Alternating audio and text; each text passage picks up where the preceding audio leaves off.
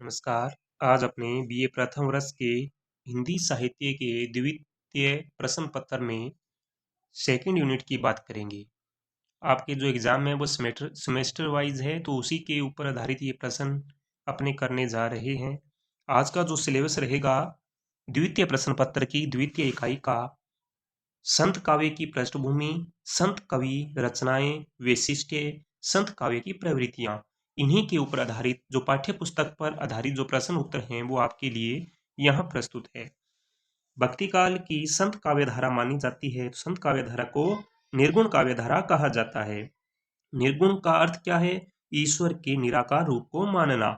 संत काव्य धारा के प्रतिनिधि कवि हैं संत कबीर। संत काव्य धारा की प्रतिनिधि रचना है बीजक।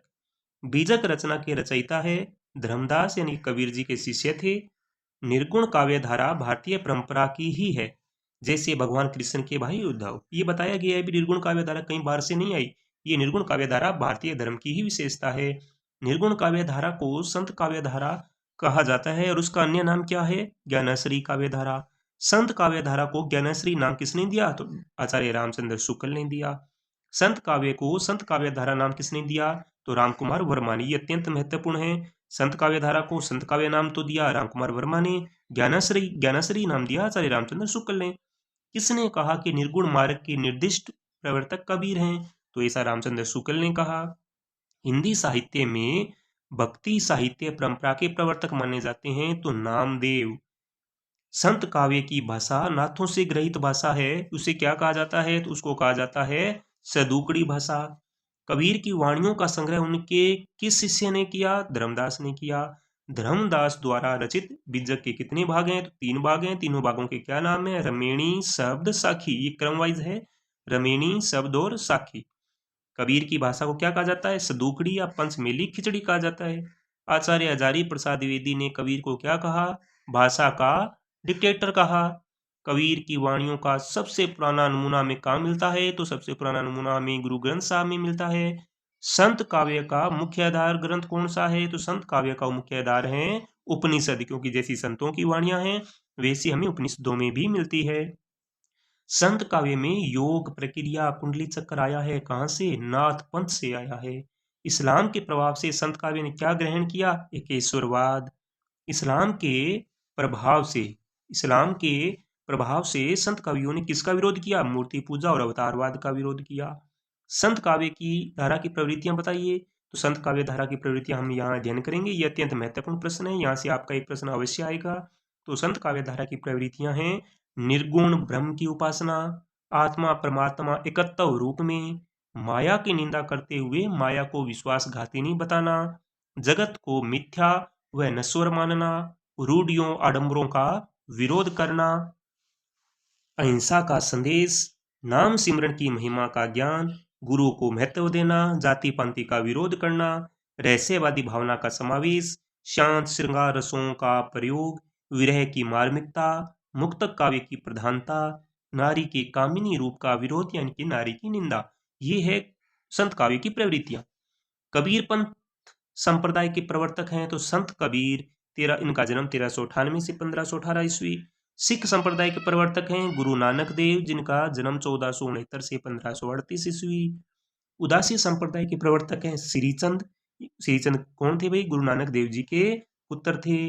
उल्टवासियां किस संत की प्रसिद्ध है? तो उल्टवासियां संत कबीर की प्रसिद्ध है। प्रभु जी तुम चंदन हम पानी, जाकी बास अंग अंग समानी। ये पंक्तियां किसकी है? संत रैदास की है। चरणदासी संप्रदाय की पीठ कहाँ स्थापित है? तो चरणदासी संप्रदाय की पीठ दिल्ली में स्थापित है। गुरु नानक की रचनाओं के नाम बताओ। जप्पू जी, आशा दीवार, रहीदास, सोहिला, नसीहतनामा।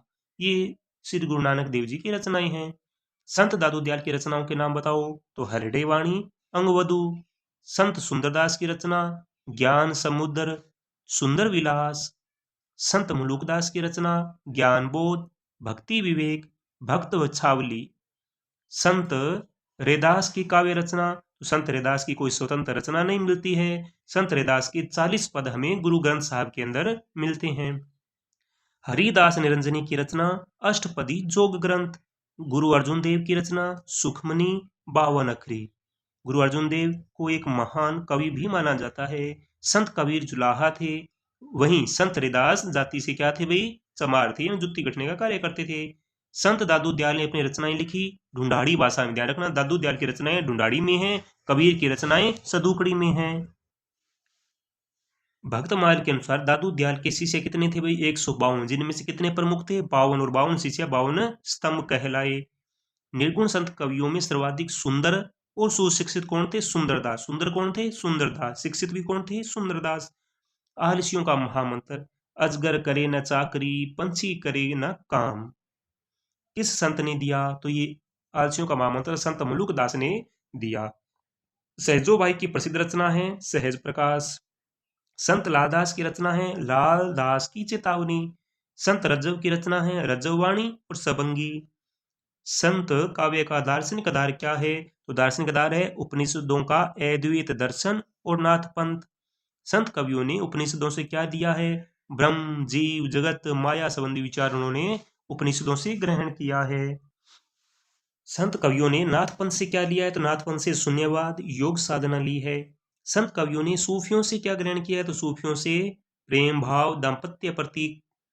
संतों की साधना पक्ष व भक्ति भावना किसकी देन है, शंकराचार्य की अद्वैत दर्शन की देन है। डॉक्टर पीताम्बर दत्त बड़थवाल ने संत शब्द का अर्थ माना है शांत। शांत का अर्थ होगा निवृत्ति मार्ग अथवा वैरागी। वैष्णव धर्म से संत कवियों ने ग्रहण किया अहिंसा का भाव। संत काव्य कैसा है, तो भाव प्रधान है, कला प्रधान नहीं है। ध्यान रखना, ये संत काव्य क्या है, भावना प्रधान है, कला प्रधान नहीं है। दुल्हनी गाओ मंगलाचार हम घर आए हो राजा राम भरतार में कबीर ने क्या प्रयुक्त किया है, तो रहस्यवाद की भावना प्रयुक्त की है। संत कवियों ने नारी को माना है, तो नारी को क्या माना है, नरक का द्वार अथवा माया माना है। संत कवियों की भाषा मिश्रित अपरिष्कृत है, जिसे कहते हैं सदुकड़ी। संत कवियों का समाज के प्रति कैसा दृष्टिकोण था, प्रगतिशील व क्रांतिकारी। इन्होंने शास्त्र प्रमाण की जगह वैचारिक गौरव को महत्व देकर समाज में क्या पैदा की, समाज में एक आत्म गौरव की भावना जागृत की। नाथ पंथ व संत काव्य के मध्य खड़ी है हरिदास निरंजनी। अत्यंत महत्वपूर्ण प्रश्न है। नाथ पंथ व संत काव्य के मध्य की कड़ी है हरिदास निरंजनी संप्रदाय। दादू दयाल ने दादू पंथ चलाया तथा इनका संप्रदाय किस नाम से प्रसिद्ध हुआ, ब्रह्म संप्रदाय नाम से। केशवदास की रचनाओं की आलोचना किसने की, सुंदरदास ने की। गुरु अर्जुन देव के कितने पद गुरु ग्रंथ साहिब में संकलित है, तो गुरु अर्जुन देव के 6000 पद गुरु ग्रंथ साहिब में संकलित है। पीछे प्रश्न आया था कि संत रैदास के कितने पद संकलित है, तो संत रैदास के 40 पद संकलित है। संत काव्य में किस रस की प्रधानता है, तो शांत रस की। कबीर जाति से जुलाए थे, इनके गुरु का नाम क्या बताया, इनके गुरु का नाम रामानंद। मसी कागत चूयो नहीं कलम गयो नहीं हाथ, पंक्ति किसकी है, तो कबीर की है। प्रतीकों व उल्टवासियों का सर्वाधिक प्रयोग करने वाले थे कबीर दास। रैदास जाति से चमार थे तथा इनके गुरु का नाम क्या था, रामानंद। भक्त कवित्री मीराबाई अपना गुरु किसको मानती है, तो मीराबाई संत रैदास को अपना गुरु मानती है। गुरु नानक देव जी का जन्म 1469 ईस्वी में कहाँ हुआ, तलवंडी में हुआ। और तलवंडी नामक स्थान वर्तमान में कहाँ है, तो तलवंडी नामक स्थान वर्तमान में पाकिस्तान के अंदर है। संत दादू दयाल जी की रचनाओं का संकलन किस नाम से है, तो हरडे वाणी नाम से है। किस नाम से, हरडे वाणी। और किसने किया संकलन, संत दास व जगन्नाथ दास ने किया। संतों ने साधना में शास्त्रीय ज्ञान को नहीं माना अनिवार्य, यानी कि संत क्या करते थे, संत कहते थे भी शास्त्रीय ज्ञान होना अनिवार्य नहीं है। ज्ञान बोध अत्यंत महत्वपूर्ण रचना है। ज्ञान बोध की रचनाकार मलूक दास हैं। संतन को कहाँ सिकरी सो गाम, संतन को कहाँ सिकरी सो काम, आवत जात पनहिया टूट गई, बिसर गयो हरि नाम। ये पंक्ति किसकी है, तो ये पंक्ति कुम्मन दास की है। रामानुजाचार्य का संबंध है विशिष्टाद्वैतवाद से, ये अत्यंत महत्वपूर्ण प्रश्न है आगे। निम्बार्काचार्य का संबंध द्वैताद्वैतवाद से। वल्लभाचार्य का संबंध है शुद्धाद्वैतवाद से। रामानुजाचार्य विशिष्टाद्वैतवाद, निम्बार्काचार्य द्वैताद्वैतवाद, वल्लभाचार्य शुद्धाद्वैतवाद। मध्वाचार्य का संबंध द्वैतवाद से। आचार्य शंकराचार्य अद्वैतवाद से। अंगवधु रचना किसकी है, तो अंगवधु दादू दयाल की रचना है। संत कवि निर्गुण ईश्वर के उपासक थे। इनकी विशेषता नहीं थी सगुण उपासना, यानी संत कवि सगुण उपासना में विश्वास नहीं करते थे। संत काव्य नाम किसने दिया? तो पहले प्रश्न आ चुका है, राम कुमार वर्मा ने दिया। सबंगी रचना किसकी है? सबंगी रज्जब की, और रज्जब दादू दयाल जी के शिष्य थे। अखरावट रचना है, अखरावट जायसी की रचना है। भक्तमाल नाबादास की रचना है। ध्यान रखना, भक्तमाल के अंदर बहुत सारे कवियों का वर्णन है और इसी के अंदर बताया गया है कि रामानंद जी के 12 महत्वपूर्ण शिष्य थे। ज्ञानाश्री निर्गुण काव्य धारा का दार्शनिक आधार क्या है? तो शंकराचार्य का अद्वैतवाद। ये शंकर लिखा हुआ, ये शंकराचार्य ही है।